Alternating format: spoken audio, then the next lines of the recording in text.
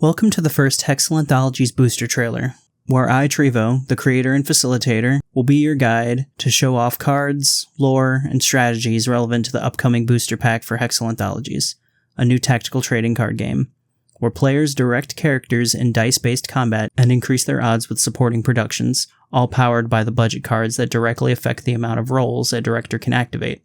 If you'd like a more in-depth description of gameplay, check out our manual document in the description below, or our How to Play video coming soon. And please consider subscribing to stay in the verse. With that being said, let's open the pack. Essence Phantasmia is a rank 2 character with 6 life and a will of D4. Here we can see their series bar is full of tags like Civil, Mystery, Magic, and Cosmic. You can already tell this dressed up phantom goes on crazy adventures around the cosmos. Essence is a pretty versatile rank 2, possessing 3 roles with 3 intensities each, so you have some freedom in cost and effect speed timing. When Hexel are played to the stage, their intro occurs. Some cards have roles that can only be used during this time.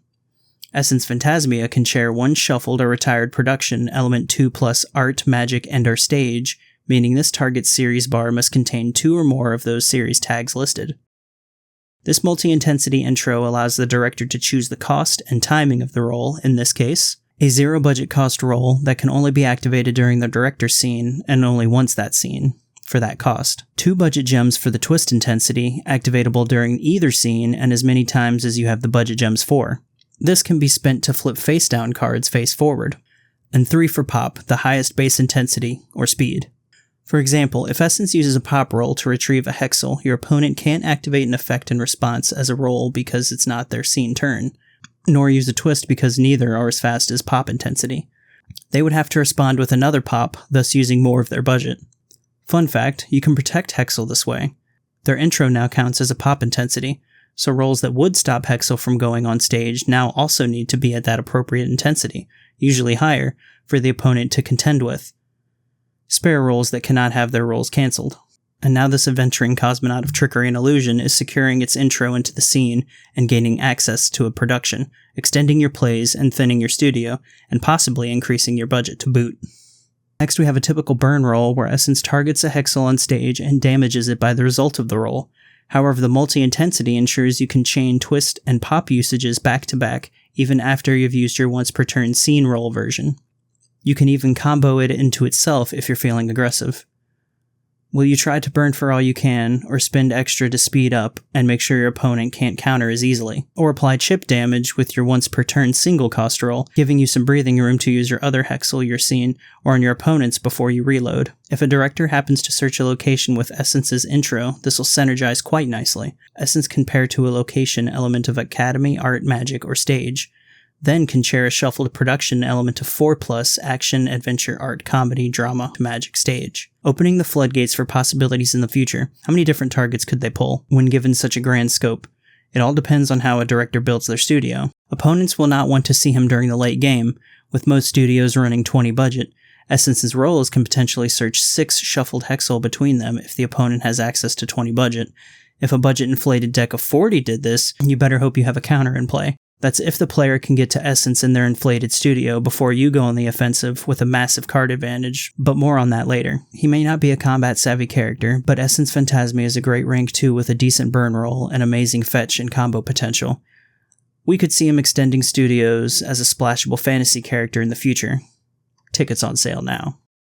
As alluded, Essence's intro roll and pair to location search roll combos very well with some locations. Hope you got snacks and don't need to use the restroom. The show starts with Stage of Magnificence, a location production with 4 life. A stage that grants magical and cosmic beings more power and searchability for other productions. Granting an additional search effect if you're controlling a character greater than or equal to rank 2, element of 2+ Academy, Art, Cosmic, Magic. You can search one shuffled or clipped prop or story, element 2+ of this Hexel series. A budget-heavy studio could easily take advantage of this synergy to strengthen their board and extend their scene. Performing on such a grand and mystic stage of the cosmos, this theater has a passive ability where characters element 1+ art, magic, stage gain 2 on their combat rolls. A reliable combat passive will give your opponent something to think about before they try to disrupt the magic show. Coming up fast, look out for the production known as Swift Blade. A prop production with 3 life. Not the best for extra defense, but an extra 3 life for the lead character could be a difference between seeing another reward and retiring. The wielder of this finely crafted steel has honed their skills to swing at rapid speed. Represented as a cheap, passive pop intensity of 1, your character's element of 2+ action, adventure, civil, and/or combat can wield this light and sturdy blade to gain 3 on their combat rolls. A passive pop intensity in Hexal Anthologies represents reliability, experience, and consistency, and of course speed. Not many rolls will outspeed this blade's influence thanks to its passive presence. In case you don't know, passive intensities are 1 speed higher than their solo selves, and 1 speed lower than their cannot cancel selves. Here's a Hexal intensity speedometer to help you keep up. All actions and rolls have an intensity, and they're resolved in a reel in first in, last out order. Don't pick a fight with anyone who wields the swift blade. They're itching to show you how much they trained with the steel. If intensity is the speed at which effects or rolls in Hexal can be activated, how do we pay for them? Look no further than the very first Hexal made. At the time of the script writing, there's only 1 Hexal in the class budget containing 1 rank of the same name. The budget gem. A budget Hexal with 0 life. This means that once played to the stage, it will automatically clipped after intro. But just because this glimmering stone has no stage presence doesn't mean it's useless. In fact, you could say it puts the cause in causality. Without it, you won't really be able to do much of anything. They're the lifeblood of Hexal Anthologies. A director's number of budget cards must reflect the number of budget gems you bring with you, risking gameplay disruption otherwise. It is also the only card in the game that you can have up to 40 of in your studio. That's right, 40 copies.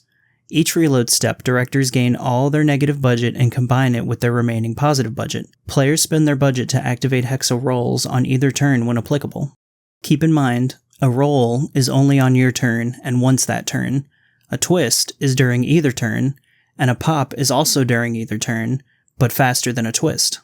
Or a roll. And with the basics down, we have here a modified roll, an intenseless passive that cannot be cancelled. This is the highest intensity roll and cannot be outsped. Without an intensity, this reads more like a requirement that auto-activates as a passive that cannot be cancelled, activated when the card becomes shared knowledge with your opponent, such as being played, shown, or activated, which dictates each time this step, when a budget roll allows an ally to draw more than 2 cards in a step, your opponent now draws when you do for the duration of that step. If this sounds like a downside, it's because the next 2 rolls are kind of bonkers, but perfectly fit the nature of the budget Hexal, which dictates the power and scaling of the game. For free, at pop intensity and non-cancelable, but during your draw step from the chair, directors can show and bem the budget Hexal to the budget tile, gaining a negative budget gem, then drawing 1. Keep in mind this is repeatable. In an inflated studio, you could theoretically draw 5+ times in a row just based on having more budget than characters or productions, a massive return on your next reload. Or maybe you're thinking that sounds a bit risky, as after 2 draws, your opponent will draw each time you do. As your next payout grows, your opponent will be silently gaining card advantage until you stop drawing, or get a non-budget Hexal. Best of luck balancing the risks and rewards. That being said, it can be hard to deny the sweet oppression of spamming all your best moves early game. Which will you choose? Lastly, for the budget Hexal, another free, non-cancelable pop. You can activate this pop in the chair, live, which means on stage, or retired, meaning clipped or trashed. You can show and bem the budget to gain 1 positive budget immediately. No matter where your budget Hexal go, you'll be able to gain a gem, no cheesing your opponent out of budget resources.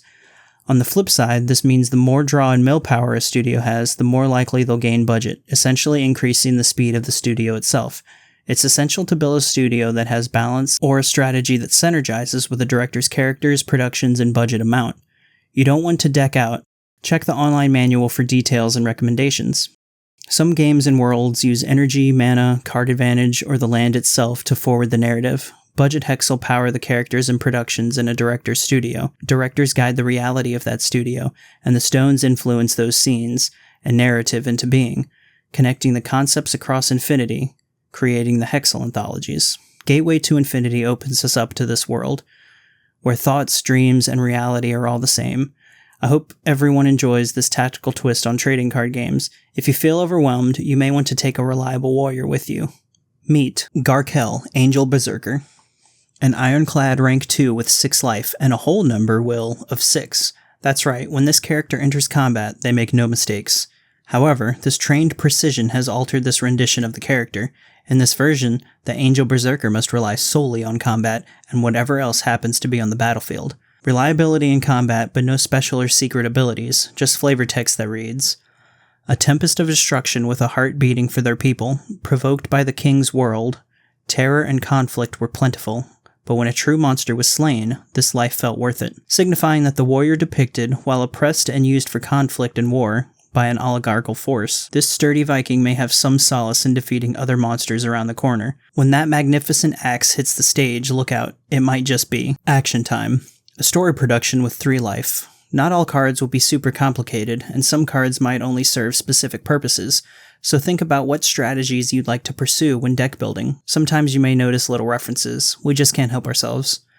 "Go on, try pushing me" is pulled from a Wolverine quote in the 90s X-Men cartoon, signifying that this card is about boosting combat and having a lone warrior show up in the crunch times. A spammable way to bring out characters when your opponent engages and you have none. Just cameo 1 shuffled, less than or equal to rank 2, character element of action or 2+ action time series. Then that character gains 3 to their combat until the character exits. Even if you have no characters to cameo and an open stage, your opponent may want to attack action time just to get rid of future surprises. "But I want to boost who I have on stage already," I hear you say. What if I already have a character? Just show and shuffle this hexel from your chair to +5 to the ally character till the end step. Having to shuffle to activate isn't the best, as you're going -1, but 5 is a significant boost, especially early game when setting up your board is imperative. This is extra surprising as a twist or pop from the chair. Your opponent will never see it coming. And if you activate this roll in combat, your opponent could potentially get hit with an extra 5 points of damage. Speaking of combat, sometimes things may get a little too difficult, and you're wondering how you might survive to the next scene. Here's the next hexel for this booster trailer, a really handy helper, or should I say, the healing hand. This story production with 1 life is less about building walls of muscle and metal, and more about helping those who are hurt. As its flavor reads, entry-level healing abilities, typically awakened by training empathetic centers of the brain or using enchanted items. I guess you could just skip getting a degree in medicine if you had this. These new abilities consist of a 3-pop passive, where you'll pair to a character, element 2 plus the series of healing hand, and then you can +1 life each end step to the lead or itself. This will really give your character some stage presence and put pressure on your opponent. If Healing Hand isn't dealt with swiftly, the life of ally hexel could skyrocket. Next is a 3 twist that has the same pair 2 requirement as the previously listed, denoted by a double pipe. Now your character can spot a target, roll a d6, and that target gains that amount of life. This being at 3 means it's still pretty spammable. Let's hope your character can channel the best healing energies for their adventure, especially in times of combat. In case you didn't realize, twist rolls can be used during either turn, either direct or scene. So you could enter combat, and if your opponent wins the combat roll, play this to possibly survive before the damage is applied. Even in a card game, it's important to stay alert. But just in case, here's Stick to the Shadows, a story production with 3 life, depicting how battle will only get you so far. Sometimes your best chance for a lasting victory is to survive to see it. Ergo, this 3-twist 5-pop roll actually moves a solo character, not one linked to another hexel, pairing it to an ally location. Keep in mind this effect won't be usable if all your locations are full, meaning they already filled the 3 stage tiles below them. Also, the intensity of this roll again grants combat interruption, potentially saving an ally and fizzling the engagement. Keeping up with the unpredictability of a grand city, if you're directing 1 or more locations, you can chair 1 shuffled or clipped character less than or equal to rank 2, element of 1 plus this character series, and 2 plus 1 ally location series, meaning this is a generic extender with built-in retrieval. As long as there's somewhere to hide, you'll know there'll always be something in the shadows. So you better build up your defenses and prepare for an attack. Or maybe just hide, cause here comes Kylock, our first rank 4 character with an impressive stat line of 7-8. Just a reminder, to rank up, you need the sum of characters' ranks to be -1 of the rank you're attempting to play. In this case, 3 rank 1s, a rank 3, or even a rank 2 and 1 mute hexel. Indeed, some characters are not only precise in combat, but are powerful enough for their roles to manifest too. Maybe there are no limits to hexel. This flying Cyclops has an intenseless passive. Remember, intenseless rolls are essentially requirements for the hexel, such as clipping Kylock if he combats a rank 3 or higher light magic or legend character. However, he's only damageable in combat. Sorry Essence, no burn damage here. A 3-twist passive. When Kylock deals battle damage, your opponent is clipping 1 hexel from their chair. It's like this giant can just make you forget everything you were going to do. Your opponent will have a hard time catching up when you dominate the field and rip their share of resources. If you're still sour about his weakness to warriors of sparkles and myths, here's another 3 twist. Activatable from the clip tile or chair, show and shuffle Kylock to scan the top 3 studio hexel, then chair 1 and clip the rest. This is secretly some decent recursion and some nice card advantage, especially if your clipped cards have clip tile rolls. Then it's just a matter of building rank ups and drawing Kylock to start the fun again. But if Kylock and his beautiful eyes of doom are scaring you, let's get a little cuter with our next and final entry. Halucifer Bujalope, a rank 1 character with 3 life and a D2 will. This little ball of fluff is from an illusory dream world, living a carefree life collecting rainbows in its backpack. Don't forget that directors can play as many rank 1s as they wish in a scene, but can only rank up once per scene. But maybe this furry friend doesn't want any company, as its flavor reads, "Don't look at me, creep." Let's just move on with the rolls. A 1 roll, 2 twist, 3 pop cancels combat that comes Bujalope's way. And since they're so speedy quick, they can move across the stage and even change position in 1 action. But if you thought that was all of their tricks, think twice. Turns out this rabbit, deer, antelope thing has something under its hat. Or should I say, that backpack. An intenseless passive, and every time this hexel changes stance, the director gets to draw 1. Your opponents are going to scramble trying to stop this critter from defending your health points, especially while you're gaining card advantage. And with that, the first Hexel Anthologies booster teaser has concluded. Which was your favorite? Do you have any ideas for more cards? What about different effects? Leave any and all questions down below. Engagement is super important right now. Are you an artist that wants to see your art in a tactical trading card game or other content like this? Would you like to make some royalties while still retaining the rights to your work and freedom to use it as you see fit? Of course, and we wouldn't have it any other way. We have links to a special offer for artists in the description and on the Hexel Anthologies linktree. Please consider joining the Hexel Royalty Program. We'll have a video on the ins and outs of how to join very soon. If you'd like to support this venture, like this video and subscribe. And if you're really invested, check out our official Patreon where I show videos a day before YouTube gets them, and other behind-the-scenes content, including some voting on future products and content decisions, digital downloads, and raffle giveaways. I recently uploaded some dice assets that Blender users could use in their own projects. I also have a Discord where I show off potential card arts submitted by fans and artisans. You can talk to the artists there as well, and see what they've got coming up, and meet other fans of Hexel Anthologies. Thanks for watching, live your dream, that's a wrap.